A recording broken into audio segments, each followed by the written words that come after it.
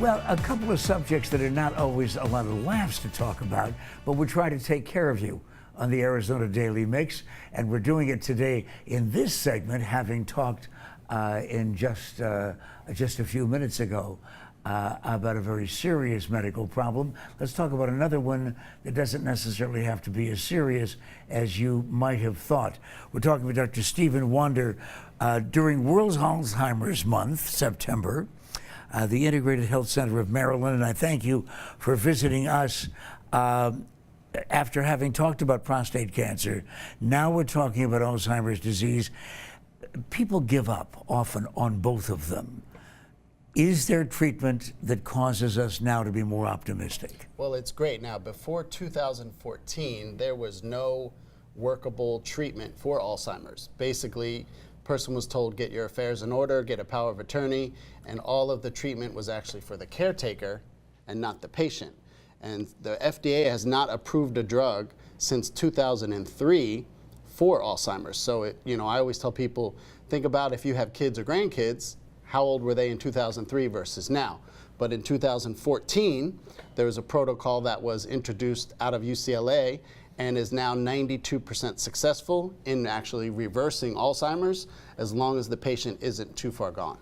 What do we ask for when we are looking for that treatment when it comes to its application in our lives? Well, there's not a lot of doctors across the world doing the treatment. So, for instance, a lot of people think that aging is a normal thing in life, and it's actually not based on all the research. I was just speaking at Harvard a couple weeks ago, and George Ross from The Apprentice, over 90 years old, sharp as a tack. And some people are like, well, am I forgetting things? Like this morning, I actually forgot my tie. So is that the start of Alzheimer's, or is that just I forgot my tie? So there's actually state-of-the-art objective technology which can show, do you have shrinkage in your brain and in which areas? And it can be shown up to 40 years before actually symptomatology can take place. So but now, why does the brain shrink to begin with? See, we're all confused, I think, and perhaps with the exception of you, about the cause of Alzheimer's. Is that still up for grabs? Well, there's 7 different types of Alzheimer's, and there's different stages. One of them has a genetic component. And so before 2014, why would you actually put yourself through the problems or the trouble of getting the genetic component tested when then there's no treatment? So how is that a good way to live the rest of your life? Hey, I have this genetic component, but there's no treatment. And so now that would be one part. The brain can shrink for a lot of different reasons.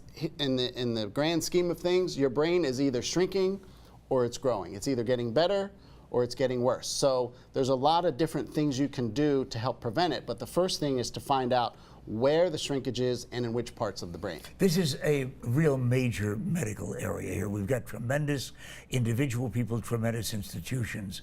But if we don't have anybody immediately handy who is an authority on the new treatment that we're talking about, which is called what?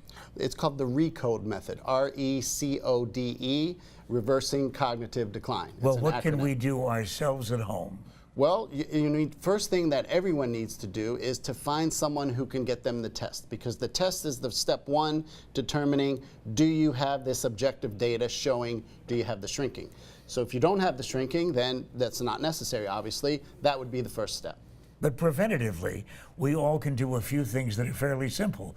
We only have about 30 seconds. Okay. Run through a couple. There are things to do to reduce inflammation. There are different types of brain activities which you can do as training, almost like computer or video games, which can keep the mind growing. Obviously, nutrition is a good part of it. Exercise can be a big part of it. So those are things that will help along the way.